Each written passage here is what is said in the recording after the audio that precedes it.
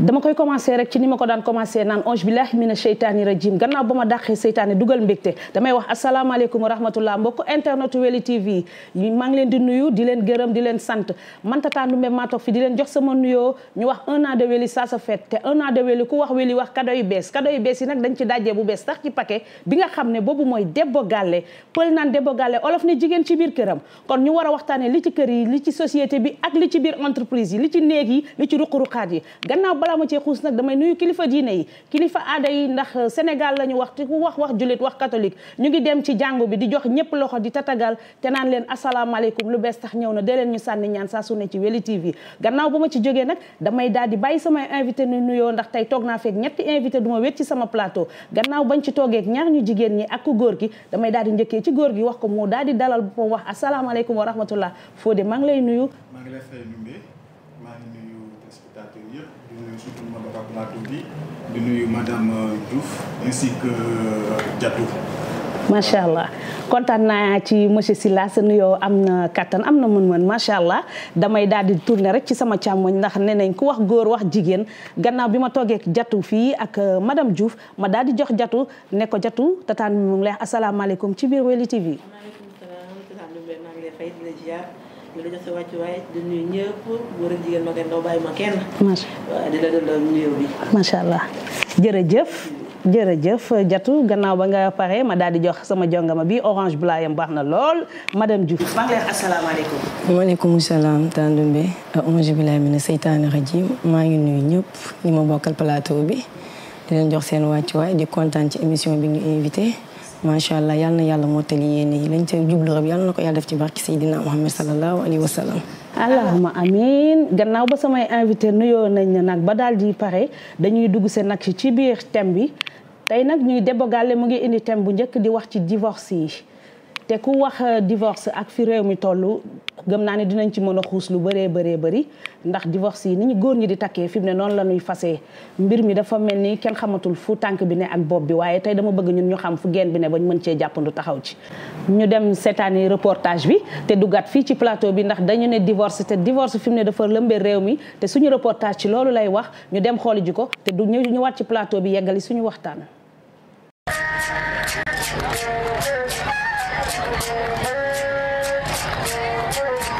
nag góor laa may faral góor yi déedéet mais c'est-à-dire que am na ci ay jigéenam am na aussi ci ay jëkkëram parce que góor soo décidé normalement góor yi dañoo war a yërëm d'abord jigéen ñi yërëmaande jigéen d'abord da nga ko war a yërëm jigéen même pour dóor ko wala pour def ko lu metti loolu naa sul et puis da ngeen di respectante ku góor ki day respecté jigéen ki ku jigéen ki respecté ku góor ki su ngeen bëggee ànd. ñun jigéen yi moom sëy rek moo ñu tax a jóg waaye xam nga léegi jamono neexul sa borom kër boo ko comprendre rek mu comprendre la di ngeen mën a continuer seen sëy. miiɓi rewɓe hannde eɓe yiɗira seede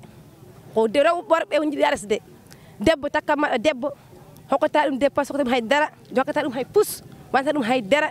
accuma tan a loraɗa lebto an sukaaɓe ma ɗum moƴƴaani eeyi léegi lu manqué ci sëy bi ci suñu doom yi jigéen yi mooy muñ bi ñun dañoo muñ boo toog am suñuy doom am suñuy sët ba tey jii fekk ñu foofu muy neex ak muy nakari te xale yi jigéen yi tey en général ñoom lu neex rek la ñu bugguñu lu metti te sëy bi nag tey day neex suba mu nakari mais il faut que nga muñ ko góor yi tamit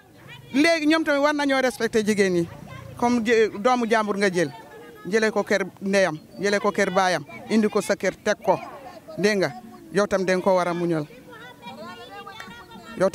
a muñal waaye lu jigéen def rek góor topp si kawam wala da ngay gis jigéen bu toog muñ sëy ba am si ay doomam ba am ay sët léegi fekk góor amul dara jëkkër ji amul woon dara tey ji mu am lu tuuti rek yow mi nekk si kër gi mu ber la abandonné la yow ak sa doom yi suñu lekkee ñoo xam suñu naanee ñoo xam gis nga xoolal marché bi jigéen yi rek ñoo fi toog léegi nga topp rek si ku nga takk lu nekk kooku nga koy defar bàyyi fu sànni foofu sa aw bi est-ce que loolu neex na loolu neexul si xol am na jigéen yoo xam ne mun nañ koo muñ am na jigéen ñoo xam ne tamit mënuñu koo muñ ku munul muñ nag moom toujours ay problème lay indi ak ay histoire. jigéen ñi am na ci manque xalaatu yi tamit quoi xam nga nit boo xalaatee normal nit waroo ko takk say ni suba mu def la lu métti rek nga bàyyi ko quoi loolu tamit manque de xalaat quoi waaw dañ ñaanante rek ku nekk am lu mun a muñal morom am quoi pour ñu mun a nekkandoo quoi mooy yoon quoi moo baax.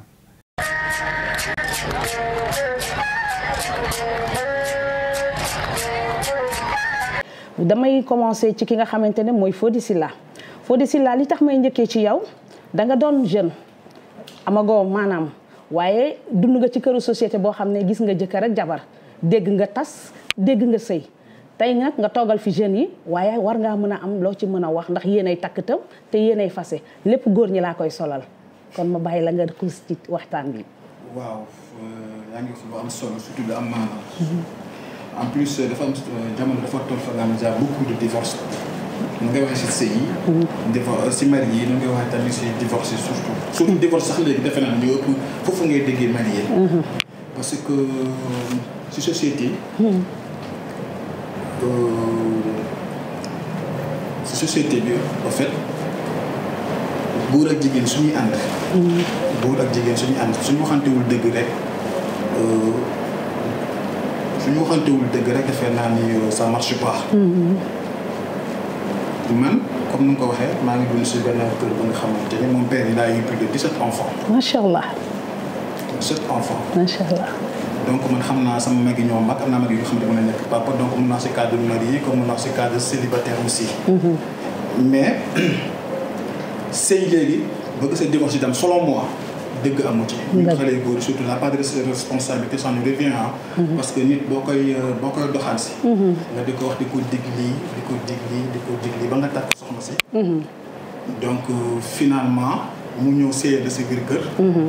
lu nga ko diggoon lu nga ko waxoon gisu ci dara. donc du des. dëgg la. mariage bi du sori parce que xam ne da nga ko fen ba tàkk ko donc foog mu divorce ala xaar na boo sonn gisul daal donc foog mu divorce. benn pour man. ñaar. 3 mois yi dafa bëri si. ak leer. 3 mois dafa xale yi jigéen ñi ñoo bëgg nga xamante ni. soo leen takkee foog nga jëlee appartement. dëgg la. te si ñaari xale boo leen boole. ñuy sëy. mag nekk ci da cee baax. macha allah dëgg la. parce que mën naa takk sama jabar pour wax dëgg. su ma amul kenn ku mu rus. amul kenn ku may wax dëgg damay doxalee nu ma neex. dëgg la. te mariage nekkul da nga doo def lu la neex parce que da nga gis lu bëri foog nga muñ. boo ko muñulee mariage bi du dox. dëgg la. même si diggante si doom bi nga jur sax boo ko muñul ça marche pas. dëgg la. te mariage dafa ànd ak c'est pour le meilleur et pour le pire. c'est vrai. mais si y a le meilleur mu neexoo le pire su ñëwee. tu fuis tes responsabilités toi l'homme donc la femme donc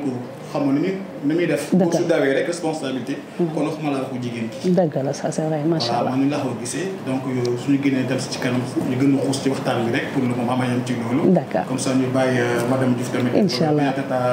ak Diatou aussi. damay daal di jox Diatou question bi di ko wax ne Diatou dégg nga li ñuy waxtaanee te gis nga li nga seetaan tam ci reportage bi ñuy wax ci divorce yi na maanaam yow di nga ci mën a wax tam lu bëree bëri Diatou ndax yow ku dem ba jël la teg la fii am na loo xamante ne mën nga ko cee wax ndax xam nga lu tax liñ naan duggoon nga waaye dangaa génnaat te kon ki la njëkk ci néeg bu lëndëm moo la wax fu ñuy taalee lampe bi kon Diatou foofu yow dama lay bàyyee kàddu gi nga wax ñu ci tuuti.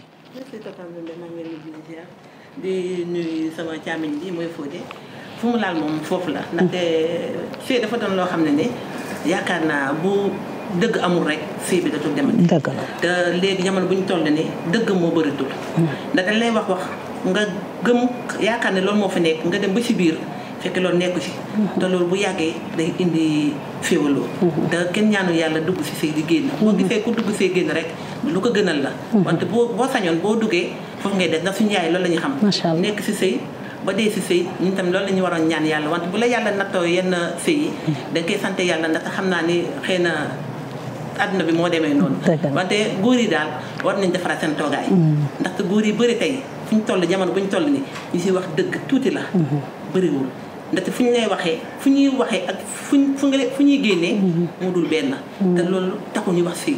sëy boo déggee sëy sutura la. sëy boo déggee sëy jaamu yàlla la. te jaamu yàlla lu nekk mu ngi ci biir ndax sëy bànneex la ak naqar. da ngay njëkkee ci bànneex bi mujjee ci naqar bi wante ci kaw loolu. na góor bi na nekk ku dëgg. di la wax dëgg di wax loo xam ne moom moo am. ndax loolu bu amul rek boo demee ba lu nga doon séntu boo ko ci gisul rek da ngay daal di delluwaat ginnaaw te boobaa loolu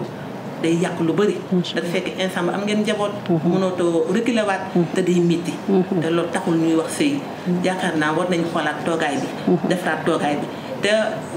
di waxaat sama càmmi bi Fodé lu mu waxoon sànq. ànd naa ci mooy toi et moi.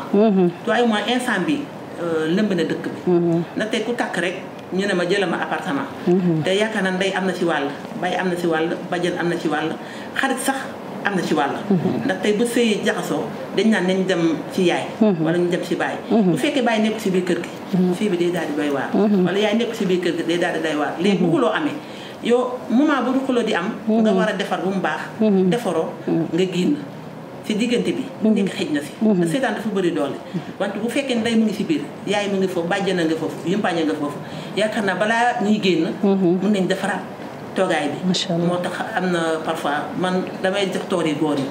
góor yi daal dañ defaraat seen toogaay xoolaat bu baax ni ñuy toogee ñuy sëyee ndaxte sëy dafa nekk loo xam ne ni du foykaay. lu baax la te ndaxte dañuy roy yonent bi mënuñu ko wax dañ ciy jéem wante nit ki lépp lay jéem na nga fexe ba lu ngay jéem na doon loo xam ne ni lu baax la. waaw man daal di rafetlu Fodé daal fu mu tegal tànkam bi. macha allah Jatu sa wax am na solo damay daal di jël sama kàddu rek daal di ko jox madame Diouf gannaaw dégg na li ñu wax lépp te moom ba léegi macha allah ñu ngi koy wax madame kon war na cee mën a wax moom tam lu bëree bëri ci cause divorce yi. waaw Tante Ndoumbé dégg naa waxtaan bi ngeen ko waxee dégg naa ko macha allah waaye tamit kon ñi ko ñuy waxee sëy du benn nit ñaari nit la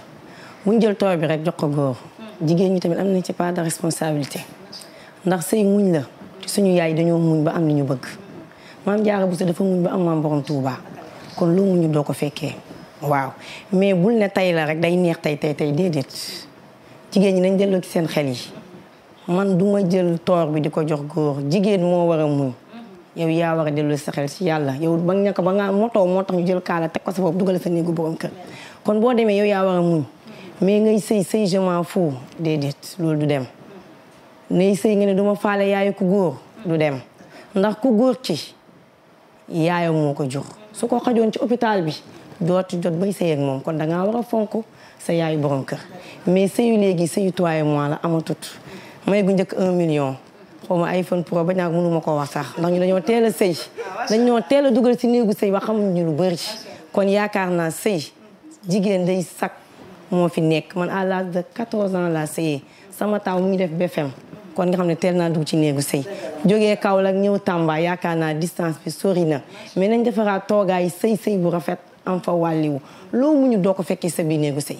mais jigéen ñi léegi li ñu bëgg dafa bëri trop loolu du tax sëy dem kon sama ñaari naataango yi du ma ànd ak ñu jël jox ko góor jigéen ñi tamit ñoo ci ëpp part de responsabilité ñu bàyyiwaat nag ba ca kanam ba waxtaan ba xóot ñu xam ne la ñuy gën a tofaraatee toogaay yi. macha allah kontaan naa ci loolu xam naa ne tey moom plateau bi du yomb ndax gis naa ne fi mu ne taxaw bi daal di jóg na taxaw takk nañ sëri góor ñi takk ceinture yi parce que góor gi nee na nañ sëyaat kii ne man duma nangu ñu jox lépp góor ñi bàyyi jigéen ñi waaye dama ciy ànd ak moom ndax gis nga àdduna loo ci gis ñaari loxo la te kenn mënta puus kenn nekk ci des doo dem sëy yi tey buñ ciy wax bu ñu gisee li mu wax ne dëgg la li Fodé wax noonu dañuy jël toor bi jox jigéen ñi am ñoo xam ne dañuy jël toor bi jox góor ñi waaye dama ne am na ci loo xamante ne tey ñun ñëpp ñoo ko bokk parce que société bi noonu lay tëddee te noonu lay demee rawatina nag ci divorce yi waaye su may dellu di poser wat sama question bi yéen ñett ñëpp laay partagé question bi di leen wax ne leen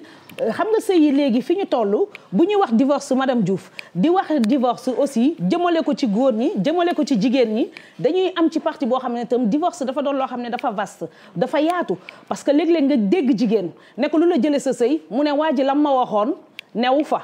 mais newu fa googu nit ñi duñu xam ndax ci matériel lay waxee wala ci feneen lay waxee wax ju yegg la waaye xalaate koy mottali parce que jigéen tey takkal nañ la góor mu yóbbu sa kër mu tas nga dugg ci sëy bi ñaari fan ñett nga xëy ëmb say bagage ñu ne lu tax nga ne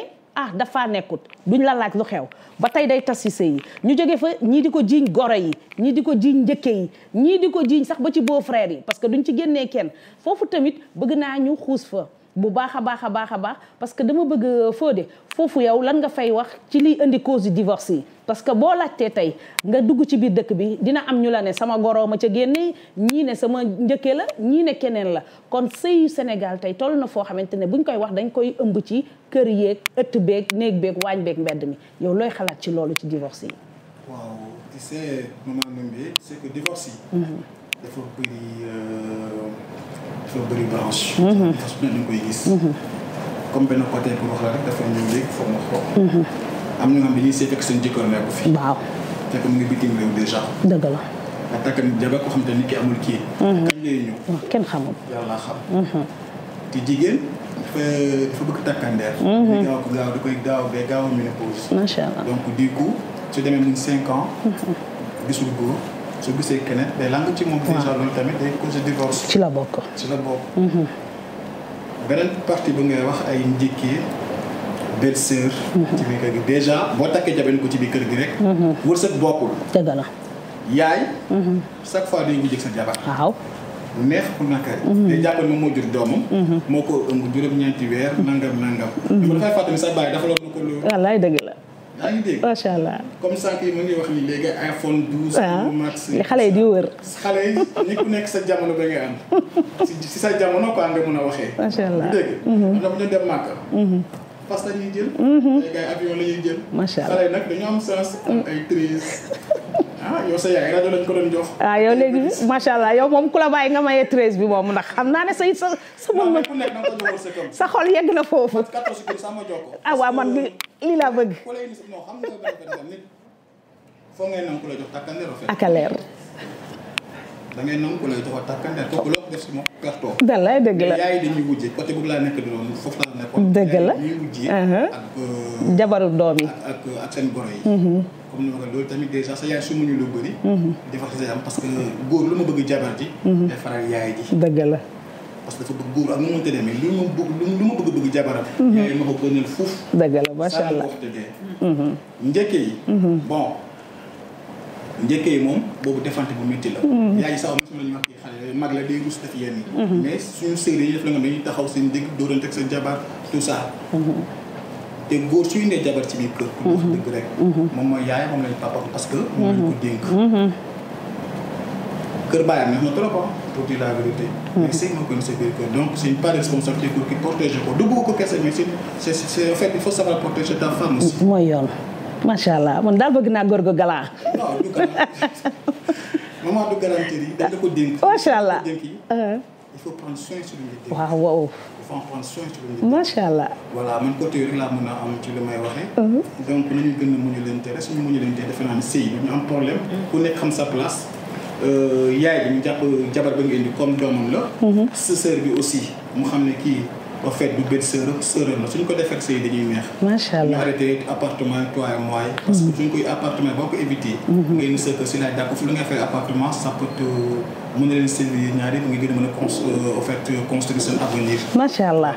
sa wax rafet na te am na solo waaye damay tourner rek daal di ko joxaat sama mbokku jigéen ñi ne leen dégg ngeen li góor gi wax tey moo fi toogal góor ñi naam célibataire la nag xale jigéen ñi nañ ko xamee parce que moom dafa galante ay fan lay wax kon nag macha allah dama bëgg nag jatu yaag madame Diouf ngeen daal di wax seen xalaat rek ci divorce bi ni ñu koy waxee ci yaay yi waxee ko ci famille yi ci belle-sœur yi ci dëkkandoo yi ba xale yi léegi koo wax mu ne la utal ma appartement toi et moi rek laa bëgg a dund man yow boobi te fekk na boobu du lu gën ci famille bi du lu gën ci yow du ci gën ci yéen ñaar ñi ko seq muy seen ëttu sëyukaay loolu lan ngeen ci am kàddu yu ngeen ci wax. man de am naa ci kàddu mooy Fodé fu mu waxoon de foofu moom nangu ma ko. ndaxte buñ nee yaay. ni yaay nañ si génn. yaay buñ si génne day xaw a métti. waaw ndax sëy balaa muy neex rek il faut yaay tënk. non waxuma nga génne sa yaay. j'ai pas dit ça. waxuma loolu de. j'ai jamais dit ça. dama la ne. si boo ci nekkee. ba ngay dem di louer ay appartement nañ koy ñëw ci biir kër yi comme ça lu ngay louer. di leen dimbali yow mi sa góor nga construire seen avenir yow sa jabar fa laa terminer mais j'ai jamais dit que dañuy génne yaay yi man dama ne carrément ñaari xale sax déjà suñuy sëy il faut que mag jàpp ci. loolu laa foog laa voilà c'est ça moo tax rectifier la. dama yaakaar ne danga ne. non c'est jamais dit ça. ndax njëkkee tamit am nañu part de responsabilité ñun njëkkee ko ndax di ma si génnee sama bopp. maa ngi ay càmmiñ yu góor wante d'une part am na jabar yoo xam ne même bu fekkente ne defal nga leen teraanga ku nar a séeré da ngay sëy ku bëggul seen doo sëy même ki nga joxe am na li ci biiram am ñoo xam ne def nañ leen teraanga bu dul jeex kon taxuñu sëy benn fan lañ ci toog dem am na ñoo xam ne joxuñu la ñaar dërëm sama classe ak keneen dañuy toog dañuy seet te yàlla tax te seet te yàlla tax te bu taxee yow lu nga ko doon séntu amoo ko ci di mitti ndax dañ ne sëy ñaar loxo la ñaar loxo mooy takk tubé ñaar loxo mooy takk sër waaye bu ñaar loxo takk tubé loxo sër beneen ñaar loxo waru takk tubé léegi bu fekkee sër bi yàqee takk te góor bi takk tubé bi dina xaw a métti dina doy waar moo tax nag dañ gën a defaraat daal ñun yaay yi boobu yaay laa ndaxte am naa njaboot yaay laa njëkke laa dañ defaraat kër yi defaraat toogin bi ndax jigéen boo xasee sëy si biir kër gi rek nekkatoo jàmbur si kër gi nga bokk ndaxte luy tabax kër gi bokk nga ci ndaxte banque ba ngay am boobu njaboot ba ngay am si biir kër gi la bokk wante buñ ko defaraatee rek yaakaar naa dina neex te dañuy ñaan yàlla képp ku siy dugg rek lu mu siy ut yal na la ko yàlla defaral daje si dinaa Muhammad sallallahu alayhi wa sallam kon damay wax madame Diouf. waaw dégg naa Tandoumbé sëy Sénégal moo gën a métti sëyu Sénégal moo gën a métti da ngay sëy ak goro da ngay sëy ak njëkkee da ngay sëy ak papa yu jëkkër da ngay sëy ak sa borom kër da ngay sëy ak dëkkandoo moo gën a métti ci àdduna bi mais jigéen bi sëy day yaatal sëy loo ci muñ say doom bu màggee dinañ la jëriñ ëllëg mais xale yi jigéen yi sëyatuñu te yàlla tax da ngay gis koo indil may gu njëkk mu ne ndax papaam ak yaayam ñu ngi dund di ñaan ka lay ut si ngay ñaan say goro ñu dee te yow sa ndey ak sa baay ñu ngi dund est-ce que loolu jaadu na yëfu nit foo de sànq am na fu mu waxee mu ne suñu yaay yi suñu papa mu ngi leen ko daan defal mais cër la ñoom ñoo ko moom ñoo jur seen doom lépp lu fa nekk lu ko moom da nga ko war a jox nga muñ loo muñ di nga ko fekkee say muñ kese la ak système ak muus lalal dara bu weex léegi say njëkk tilim nga laal li nga fóot mais yow mënoo di sëy nga ne kenn du dugg sama néeg damay guddi ma tagal sama jëkkër ginaar bàyyi sama yaayu jëkkër moom mi jur doomam neexu ci xol nañ ko ku nekk da koy xool sa bopp ndax man tey bii sama doom bés bu màggee di ma ko def du ma neex kon du ma ko def sama yaayu borom kër mun ko ci àdduna nañ teg affaire yi ci yoon war maal suñu kilifa yi war maal suñu papa yu jëkkër yi sëy te yàlla tax rek moo ci am solo matériel lépp ay jeex mais xam nga lan mooy sa àdduna sa fruit mooy say njaboot bu màggee ba tere la lépp loo mu ñëwoon ci sëy rek day neex ay bés boo toogee si néegu sëy ba toog ba ñu lay wax njaag barki rasulilaay jigéen bu nekk wax na koo bàyyi xel loolu rek moom moo tax bàyyi xel lépp loo gis fii day jeex nañ leen fonkaat toogaat defaraat toogaay sëy te yàlla tax nañu sëy te yàlla tax sëy ci suñu njaboot yi ëllëg nañu bàyyi sëyee matériel nañu bàyyi sëyee détourné doomu jàmbur nañ ko bàyyee loolu doxut suñ dañ xool delloo suñu xel yi xool suñu waajur yu baax yi dañoo sëyoon ba am lu baax mais fii nit ki nga ni ko li nga ji moom kese ngay am mosoo gis ku bay jaxatoo am batanse loo ji sa néegu sëy loolu ngay am mais boo sëyee dóor sa jëkkër dóor sa goro dóor say njëkke doo am lu baax man moom njëkke ci man sax du kaar mais sama yaayu jëkkër ak sama baayu jëkkër dama leen war a fonk ndax njëkke jigéen la may jigéen dinaa dund ak yow sama système ak sama muusaange boo soxlaa sama jasne ma jox la nga soxla sama sëba ma jox la loo soxla mais boo sëyee fit sama jëkkër dafa am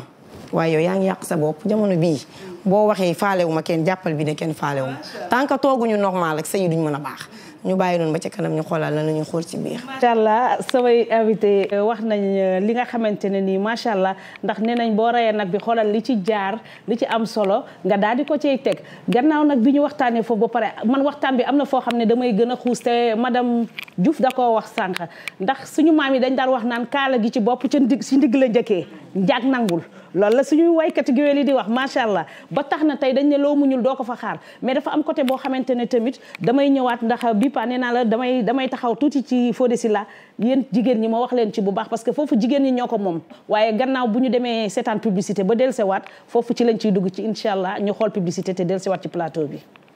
ICETA, Institut supérieur des études technologiques appliquées, leader dans la formation professionnelle à Tambacounda et à Kédougou, est aujourd'hui une fierté nationale. ICETA, une école de formation professionnelle et de qualité reconnue par l'État du Sénégal. Alors,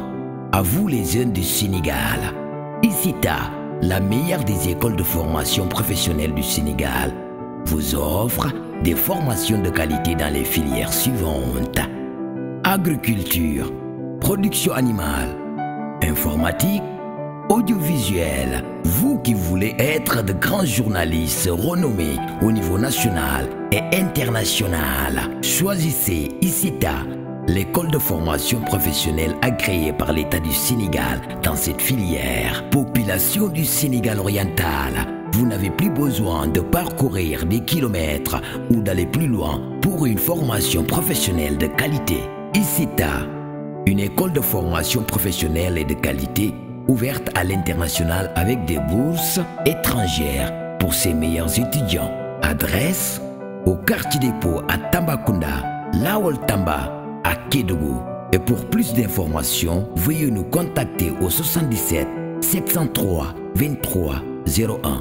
ou le 33 981 22 20 ou le 33 985 12 94. ICITA,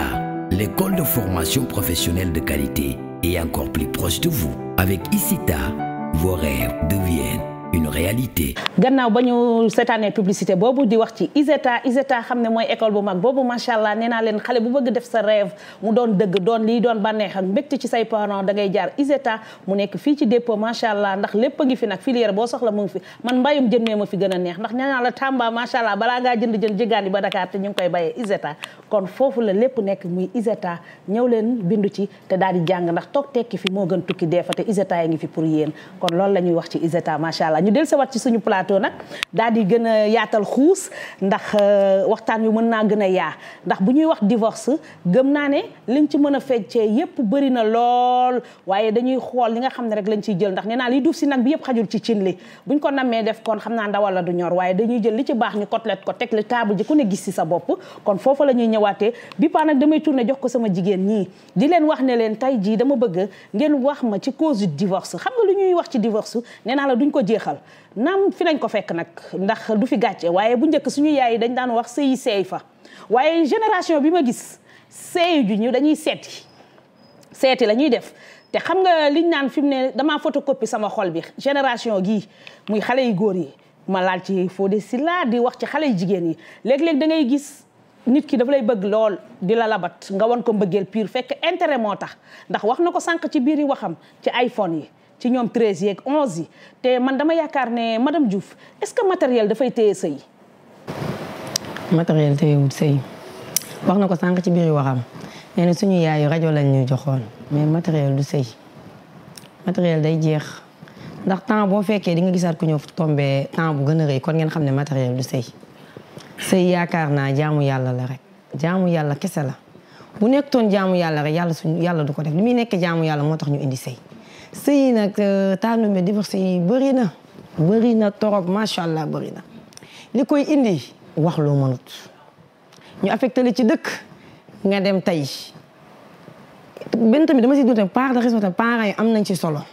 ndax sëy yu bëri léegi ay chef de service ñoo koy takk chef de service takkul sëy da ngay jiital kilifa mu ñëw nit day am nijaay mbaa mu am baay mais ñu affecté la Tamba nga indi chef de service ñëw ci tàndumbe fekk doomam jox ko 1 million jox ko ay fan jox ko pare or suba bu ñëwee mu may ko doomam bu sëy ba tasee yaay ji moo tas sëy doomam sëy kilifa moo koy takk sëy dañ koy xutba mais sëyum léegi yi xarit sax day takk sëy moo tax tas yi day bëri sëy bu amul kilifa tas yi day bëri xëy un bon jour nga dem ca dëkk ba gis fa takk na jabar ana yaayam yëgut ana baayam yëgut kon foofu sëy boobu mënut a yàgg nañu xam li ñuy def bu baax a baax bala ñoo dugg ci sëy ñu affecté la ci sànce tali nga takk jabar dëkk boo dem am fa jabar fa seddal dëkk boo dem am fa doom nañ bàyyi xel loolu njaboot bu tasaaroo dee ko bàyyi xel ëllëg ci biir nga teg say doom naka su dul noonu dem ba ay nit di daje bokk di sëyante ñàkk sëy yu amul kilifa rek moo ko indi kese moo ko indi il faut ñu defaraat toogaay yi xam ne yàlla li mu bind doomu aadama la ci gën a fonk nee na li ma bind doomi aadama du ñu mala du ñu dara ay doomi aadama la li ñuy def nañ ko teg ci yoon nañu maye suñu doom yi ci anam yu lew suñu doom yi sëy ci normalement bañ a sëy ngir matériel yi day yàqu day yëpp ay jeex waaw man daal loolu la amul lu ma ci wax ma bàyyi Jatu Mbay mu dem ba ci kanam ñu xool luñ ci yokkaat kon dama naa la nga yëkkatee foofu incha allah wax te dëgg la tamit ndax matériel moom taxul nit sëy booy sëy daal da ngay sëy te yàlla tax te boo sëy te yàlla tax rek yàlla si boppam moo lay jàppale man boo sëy ngir matériel tôt ou tard da ngay delluwaat ndax fu nga nekkoon foofu ngay delluwaat te xam naa ne instant bi njaboot bi toll na foo xam ne ni matériel lañu gën a jiital moo sonal ñu bëri sama morom ak keneen ndaxte bu nit ñëwee ut sa doom da nga naan fan lay liggéey lan la am est-ce que am na kër am na fu mu lay dugal loolu boo ko xoolee rek sa doom du sëy wante bu fekkee dafa ñëw si njëkk teraanga nga xam ay waajuram xam moom mooy kan yaakaar na ko boo ko may sa doom rek doo sonn wante boo xoolee matériel rek da ngay sonn te loolu nag mooy waral ñu bëri tey sëy bëri di tas ndax bu nit ki ñëwee ut sa doom man dama yaakaar ne nit bu ut sa doom warul ut muy ku muy liggéeyal wala directeur am wala am na kilifa na woo ay kilifam ñu ñëw nga toog ay kilifa toog waxtaan kilifa boo waxtaan kilifa rek doom bi bu demee dina toog man bu fekkee sëy bi takkuñu ko takk kilifa sëy bi yaakaar naa du dem de du sori benn fan lañ ci def ñaari fan sëy bi daal di dem yoonam ñu ne pourtant ne amul lu mu ko defalu est-ce que xool nañ sëy bi fan la départ moo tax sëy balaa nga koy takk xoolaat bu baax fu ñu commencé sëy boo ko xoolee rek doo sonn macha allah li nga wax am na solo te li ngeen wax lay wax sax am na solo ndax dañ ne maanaam ni ko kàddu gi waxee xëy na kàddu olof dañ ne li fen takk dëgg bu ñëwee tas ko te foofu olof njaayee ko wax du man maa ko wax nee nañ lu nuyoo ca ngoro la lu tax sëy ba nuyoo na ca ngoro la waaye dañ koo fayutoon waaye bis bu ñëwee ca sëy ba day daal di fecc buum yeeg teg fële ma ñëw ci Fodé Sylla Fodé ma lay laaj ne la tey jeunesse bi gis naa ne lu ci ëpp ñoom ñooy bëgg damay takk booy suba damay takk ñetti fan ñu ne la ana femme bi nga ne waaye kooku sëy jógul te fekk na ba nga koy takk yaa ngi ci ànd ak da nga excité woon kontaan ci parce que man gëm naa ne dama naan li nga bëgg loolu ngay sayee sa morom bu ne nga woo ko damay takk 2 mois après ñu ne la foo ne ana nga madame nga ne yëngal bopp loolu tam lan moo ko waral ci fi réew mi toll ak yéen jeunesse bi ni ngeen di takkee di tas ci 2 mois 3 mois bon tas yi comme ni ko waxee bëri na trop gàttal bi mais man dama gën a yaakaar dama gën a jàpp mooy des fois xam nga góor wala jigéen ku nekk da ngay bëgg découvrir xam nga boo bëggee xam benn affaire mbir dana jëlaat nga def lu nekk pour xam ko surtout góor noonu la mel nag je suis désolé de parler comme ça sur nous mais góor moom lu mu xamul dina ko jëlam def sax fak maro wax dëgg la mais su demee ba xam ci lu nga xamante ne amal na ko ñu après bon bu fekkee ku nekk ko góor yi dégg mbëggee napp fa divorce day am jigéen tamit nag boo ko tàkkee donc koy ni ko mag dina la waxee da nga koy dëggal dëkkoo ko c'est très important waaw parce que comme ni nga ko waxee sànq ay formes yi tout ça neex na trop mais jigéen dafa am lu ko téye aussi waaw mu rek wax dëgg yàlla franchement divorce dina am parce que lay mu ñëw des fois da nga dem faju ji comme nag waxtaan si émission nañ nekk waaw dañuy waxtaan macha allah ñu gën a waxtaan dama ciy sawar ndax cause yi dafa bëri te dañ koy pelloo ku ne wax sa xalaat waaw tu vois donc ci jigéen wax dëgg yàlla si sëy boo ko déggee dëgg loolu moo ko fa bàyyi lu lekk gànnaan nga kese am na kër baayam waaw loolu su ko fa amul day dem waaw yaa ngi dégg comme jigéen ñi sànq lu nga ko waxee ñun tamit dañuy ñëw avant nga ne sëy si la leen di indi mais di pas ñëwatuñu pour sëy ñu xool rek en fait dama doon dig ndax mu ngi fa su fa nekkulee dañuy dem parce que nekku fa ngeen baal ma tamit si jigéen ñi fa moom am na nga xamante ni foo ñu waxtaanee ko parce que jigéen ñi léegi dañoo jël benn mode de vie benn mode de vie ba nga xamante ni surtout ba nekkee vierge instant yi c'est bon kenn xamul la nga ne bon d'accord je vais garder ma virginité ba ma am njëkkër garde la virginité mooy sama njànk damay téye sama ndaw ba xam ne ëllëg ak si biir du ma yàqu du ma métti que dañu xam man au moins dama teewul sama bopp bon am na ñoo dañuy dem dugg ci loolu 2 mois 3 mois il y a plus de virginité amatul njànk madame Diouf foofu looy wax ci li Fodé wax parce que dafa ne li mu bëgg a wax mooy ne am na ñoo xam ne tey dañu naan ibbil ma buntu bi lay nirool bu ñu sëyee ba nga xam ne seen ndaw jeex na ñu foox tey lu ñu def kenn du ci xam dara man noonu laa bëgg a déggee wala mais foo bi ci loolu ci foo boobu ngay wax ni dañuy en fait dañuy pour am njëkk bi rek la après am divorce après je suis libre maanaam ibbil ma buntu bi daal la bëgg a wax waaw ku mën dara boo mënulee daal duñ la xool parce que duñu xoolee seen jëkkër ku ñu takkoon seen jëkkër kooku mooy ëpp niveau bi nekk ak yow foo ñu xool ko ëpp sama jëkkër bàyyi na ma niveau bi la tolloon damay ko ëpp niveau parce que sama jëkkër sama nawle la bëgguma ko nga xamante ne après ku ko gën a bas niveau moom mooy li ñu naan jóge ci sareetu maam jóge ci avion daane ci sareetu maam. pourtant mun na bañ a am sax mun nga jógee kenn xamul li yàlla def mun nga jógee ci ko ëpp sa jëkkër nga daanu ci ko suuf parce que tànn katu daal la boo xam looy mujjee ay caxax ngay mujjee mais yéen tamit am ngeen ci part de responsabilité lu njiig njaaga yéenay njaag du ma la may lu njiig njaaga rek yéen góor yéenay njaag déedéet mais émission bi moo ko laaj moo laaj tey ngay wax may wax mais lu njiig njaaga yéen góor ñi la yéen la parce que yow sànq yow bi ma la gisee nii yow bés boo takkee jabar dootoo faaleti sa yaay man ni ma gisee émission waaw ndax sànq ba tey yaay naan ay jigéen soo ko takkee da nga koy dëkkal dëkkoo ko dëkkal mais nit ku nekk la mu am loolu la lay jox lu mu am du la ko jox te tey boo gisee ne man Tandoumbe suba la takk man damaa war a takk suba yaa ngi ci erreur Tandoumbe étage lañ ko jëndal sama jëkkër néegu ñax la ma jëndal sa laay dëkk sama doom bu màggi dina ma étage ma toog ca kaw di tiim Tandoumbe ni ko ñeneen ñi tiim waaw mais yow déedéet mais yow foo de yow sa wax da nga def jigéen ñi matériel noonu nga dundee te loolu du noonu man à chaque fois sax noonu laa koy gisee mais dans les années 80 mu ngi am ba tey nañ si bàyyi xel am nañu koy dund ba tey bul waat neex na mën naa ko rek dans toutes les relations muy xaritu mbëggeel ak lu mu ci nekk yaay base mooy intérêt foog mu am julli bu ñuy julli nii sax ba nga xamante ni yàlla su la yóbbu safa nga xam ne yàlla safa doo julli waxtaan non dañu waxtaan naka am intérêt ji man ma koy c'est bu ne ba am intérêt nekk su c'est désolé ba nangu lu je suis désolé man xam mooy sama intérêt man sama njaboot mooy sama intérêt non xam naa sa jëkkër ni sax dafa takk rek bàyyi la fa nga nekk waaw sëy boobu neexutul non pas sëy de comprendre waxuma la sëy dama ne li fi jaar barki démb Ndiaye ñëpp a ngi koy gis li fi jaar barki démb jaar ci réseaux sociaux yi ñëpp a ngi koy gis góor bu taxaw rek ñetti doomam ak boppam ay waay nañ leen bàyyi suñu xel yi barki démb Ndiaye la fi jaar dem ba tey jigéen di sëy ak borom këram ne ko fay ma doog a sëy ak yow ay waay ana sëy bi ñu dañuy toog di wax dañoo bëgg adduna bi baax man li may wax pour ñëpp la jigéen ñi góor ñi ñëpp laa jël toog bi teg leen ko mais ku nga xamante xamoo lu mu lay waajal ku nga xam ne xamal lu mu lay waajal xamoo man waaw tey su ma bëggoon takk benn jigéen macha allah xamante ni juste des bonnes qualités macha allah waxtaan wi neex na lool waaye monsieur Sylla monsieur Sylla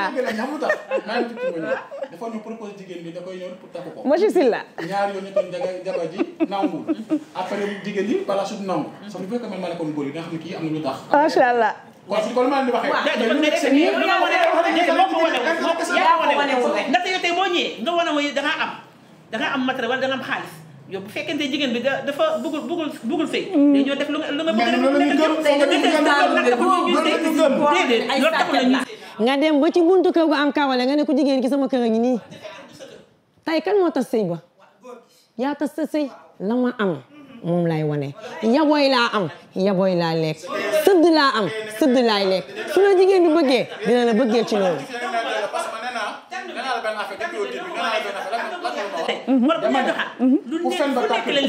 Fodé mayal Fodé mayal madame Diatou mu wax te fekkente ne li yàlla xam doy na te boo duggee seen biir kër soom bi sax amuñu ko waaw dëgg la te loolu taxul ñuy wax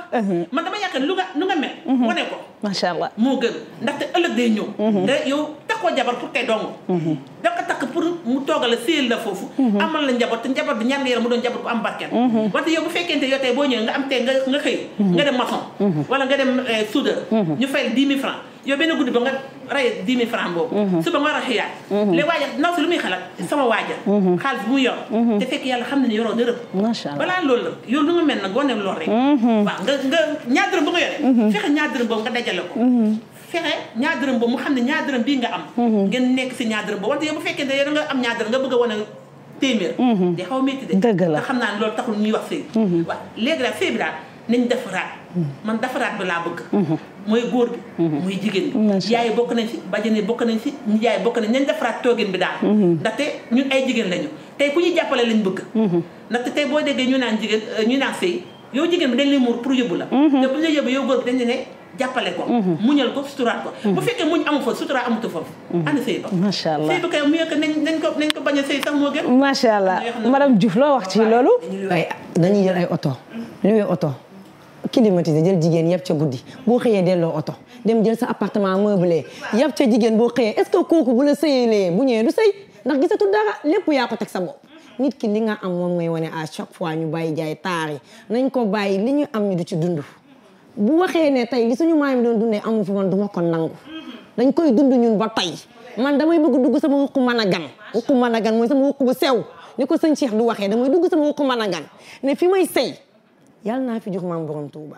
yàlla naa fi jur soxna Jaara Buso jigéen kese la ko yàlla may ko góor moo tax jigéen dafa war xam boppam jigéen kese moo am droit toog waa ne fi may sëy dinaa fi am wàllu wu yow mënoo loolu mënoo ko góor bi na la ko mën a nangul góor bu la ko nangul rek day neex man fekk góor bi nangul la ko man daal dama gis instant bi plateau bi moom dafa mel ni maribataire célibataire ak fi mu ne daal jox nañ la kaddu gi yow mi fi toogal célibataire yi góor ñeeg jigéen ñi non non défendre sa bopp nag waaw parce que man dama bëgg daal bul nangu marié yi di la ko yóbbul ak kii ay ca looy wax ci loolu tey sëy yi nga xam ne nii dañ koy sos ci ay waxu matériel ay loué oto loué appartement ndax lan gondi ndaw si yor iPhone ni nga ko waxee te or que yow la nga am lépp habillement la da nga koo àbb foofu tam point boobu lan nga ci wax sa morom yi koy def aussi di ko dund. xam nga déjà maman pour wax la juste gis nga jigéen ñi ngeen baal ma des fois dama pensé damay bañ wax ji damay xam bon. non si nit yi quoi. des fois dafa naa xam dañu ne ko ak seen xel wala seen sago. parce que ku la bëgg wax dëgg yàlla. iPhone 12 comme ni ko waxee sànq ba tey sori na. 30 000 francs. iPhone 12 ñaata 30 000 francs moo ci nekk. kenn xam. ku la bëgg. dañoo koy naan déjà si sa parent. pour su la bëggee gis déjà ñëw sa kër xamal ne bëggu la. wallaay da la wax lu la neex rek. donc de 30 iPhone 12 sori na 30 000 moo gën a yomb jubal si jàkka ji bu fekkee bëggante ngeen fekk nañu ndox dëgg la aussi. mais xale jigéen ñi loolu la ñu gëm. dafa yàgg si jamono ba nga xamante si t'as pas une voiture. t'as pas un appartement. villa. une villa meublée. t'es pas respecté. waaw ñoom loolu la ñu bëgg. donc les hommes aussi te nit dafa mel ni comme jën nag boo koy nax foog nga nax ko. waaw onze ko ba mu ñëw. xam nga foog nga ñëw sànni. Aliou jigéen bëgg loolu yéen ngeen bëgg lu baax. man xam nga sànq ma la déglu. duñ la non duñ la may. xam nga man fa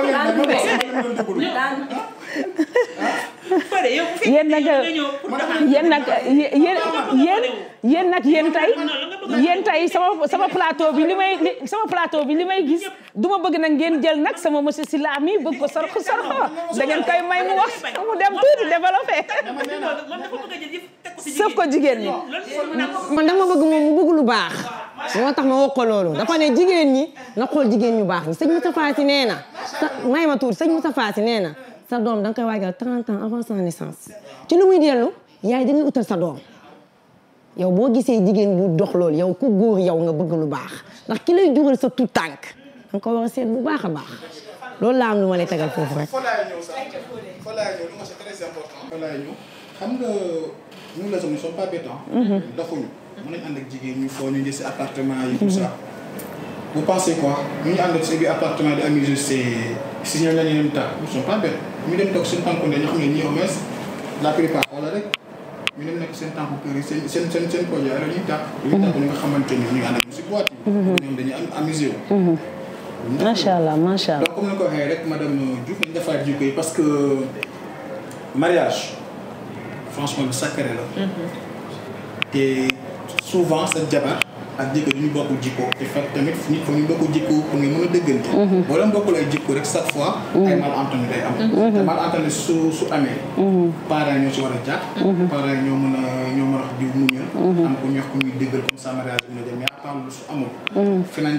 ngay fen sa jabar chaque fois wala sa jabar di la fen aussi. lu fen basé rek franchement. final bi macha allah macha allah macha ñu ngi woon ci Debbo Galle lañ wax doonoon waxtaan boo xamante ne dañ ko doon pelloo ak suñuy invité ñu ngi yëg si nag waxtu wee ñuy tënk ñu ngi yëg si nag ci suñu dernier mot ñu def nag tour de table balaa ñoo yëg si ñu bàyyi Fodé mu daal di souffler tuuti comme moom lañ ibbee buntu bi ñu jox madame Diatou ne ko tey jii kontaan nañ ci fekk si bi ñu fekk ci fii ci biir Weli TV di la wax looy tàggatoo ak di ko wax sa moroomu jéggi itam di leen wax ne nañ sëy te jaamu yàlla parce que sëy moom ak tas mënta ñàkk waaye bu ñu sañoon foo sëy nga sëy fa. kontaan naa trop ci invitation bi di ñaan yàlla lépp luñ ci wax te mu doon njëriñ yal nañ yàlla may ñu déglu ko te mu doon njëriñ si ñun waaw di wax tamit suñu mbokk jigéen yi muy jigéen muy góor dañ defaat toogin bi sëy te yàlla tax moo tax ñuy jóg dañ sëy rek te yàlla tax te ñuy jàppalante góor bi na jàppale jigéen bi tam na jàppale góor bi bu ñu ko defee de incha allah rabbi wóor na ma ne dina baax nañ def loolu te yàlla rek tax nañ sëy rek te yàlla tax bu ñu sëy te yàlla tax rek dina neex kontaan naa kon may wax madame Diouf sama invité kontaan naa tey lool ci yow macha allah di la wax lan ngay wax ci sa dernier mot ak lan ngay xelal aussi ñun jigéen ñi ak ci góor ñi ñëpp macha allah. waa di wax alhamdulilah rek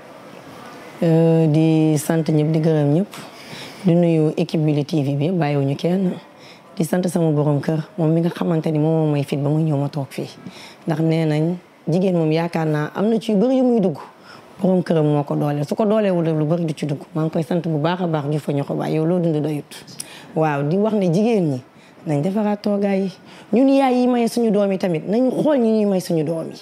ñun yaay yi am nañ ci part de responsabilité nañu xool ñu ñuy may suñu doom yi buñ gis benn jour rek benn góor ñëw jox ñu alal rek ñu maye suñuy njaboot sëy du benn fan du ñaari fan du ñetti fan sëy giiru dund te ku sëy ku ne ñaan nga yàlla dee fi kilifa yi nañ defaraat toogaay jigéen ñi nañ mun te yàlla tax maa ngi sant ñëpp di gërëm ñëpp di jox Fodé kàddu gi. macha allah kontaan nañ Diouf Niakhabaye madame Diouf léegi dañuy ñëw nag dañuy daal di ñëw rek ci sama ndeyjoor macha allah di wax ak kii nga xamante ne moom dama naan ko Silla bu ma xamoon nu ñu lay taggee dama lay tagg macha allah borom baax nga kenn gënu la lan ngay wax sa dernier mot ak lan ngay wax sa moroomu jeunes yi nga xamante ne ñoom ñooy uti jabar yi te tas yi bëree lool ci seen wet. bon sama dernier mot jigéen ñi defar seen toogaay. bu ñaañee di muñal. waaw macha allah parce que góor boo jëlee jigéen ñi ko sa kër fa nga koy muñal. boo ko muñal du dem. dañ koy dante. yërmande bi bu jigéen ñi tam yërëm ko góor ci. surtout jigéen moo gën a war a mën a am yërmande ci góor. papa góor boo ko yërëmee rek tamit lu mu am yéene la ko. nga bañ a nekk xam nga comme ni ko waxee sànq après matériel li ngay wax madame Diouf. voilà ñu bàyyi lépp pour ça ñu mën a gën a jàppalante rek. et puis di kontaan franchement si sa invitation. merci c'est un plaisir d'être là. merci voilà merci beaucoup. kontaan naa kon nag dañuy daal di def tàggatoo bu doonul tàggatoo rek ndax ñaan nañ yàlla toogaat ak yéen fii ndax Debbo Gallé lañ wax te Debbo Gallé 15 jours yu nekk incha allah dañ koy def fii ci Weli TV di tàggatoo nag di gërëm ñi nga xamante ne nag ñooy jàpp ci émission bi tey wax nag sponsor yi gën leen a ñëw ndax Debbo Gallé lañ wax te fii ci dëkk bi lay amee fii ci Tambacounda na ñëpp ñëw bañuma ci fépp ndax sponsor yi dem nañ ba Ndakaaru Njaay ñaw yi bëri na ndax bi ma lancé ne Debbo Gallé dafay daw ñu ci bëri dañoo daal di daw ne premier numéro maa ngi lay solal waaye benn nit mënta sol yére yëpp ku ci mel ni Cheikh Tidiane Thiam nekk ca 15 ans bu di sama doom moom moo def lii nga xamante ne macha allah mu ngeeg yeneen ñaw yu mu teg ñuy wax ne waa Guèye collection depuis rue 9 angle 6 ca Médina ñoom tamit seen i ñaw maa ngi ko teg xam naa ne ci yeneen numéro Debbo Gallé incha allah dinaa ko sol te di boobaa dinañ joxe seen numéro ndax ñu ngi ca digg Médina Guèye collection li ngeen ma ñawal rafet na lool waaye waa Tamba nee nañ duñ leen ko bàyyee ndax ñoom moom Tandumbe kon maa ngi gërëm ñëpp di sant ñëpp sama équipe technique maa ngi leen di gërëm di leen sant bàyyiwuma kenn commencé ko ci tête de liste ba ci suuf di wax ne Weli TV lañ wax Debbo Gallé lañ wax fii ci biir Weli lay xewee te Tandumbe di leen ko présenté di gërëm nag samay invité parce que woo nit mu wuy la rek dafa neex ndax doo fay kenn ne ko jógal ñëw waaye macha allah aw ma seen fay madame Diouf maa ngi lay wax ne la neel monsieur Diouf jaajëf kontaan naa jatu ñu ngi lay ñaanal aussi yal na yàlla mayat la leneen loo xam ne bu ñëwee dina toog ci kàttanu yàlla Fodé ma lay wax ne yàlla may jabar jigéen ci yow kon plateau bi ñii la doon dëddee tey ñi doon wax ci cause du divorce ndax divorce yi bëri na mënuñoo wax ñëpp nag ndax liy duuf ci nag bi xajul ci cin li waaye dañuy jël foyer côtelette yi daal di ko mariner grillé ko teg ko ci grillage bi compal ci ku nekk ñamuma ci blaay bañ kon na ci ñëpp ñam Debbo Gallé lañ waxoon ci Weli TV ak Kanta Tandumbe dans 15 jours lay am ci yeneen numéro sponsor yi dugg see leen ndax fii lay tàngee te fii dara du yomb ala ak ci job rek ba beneen incha allah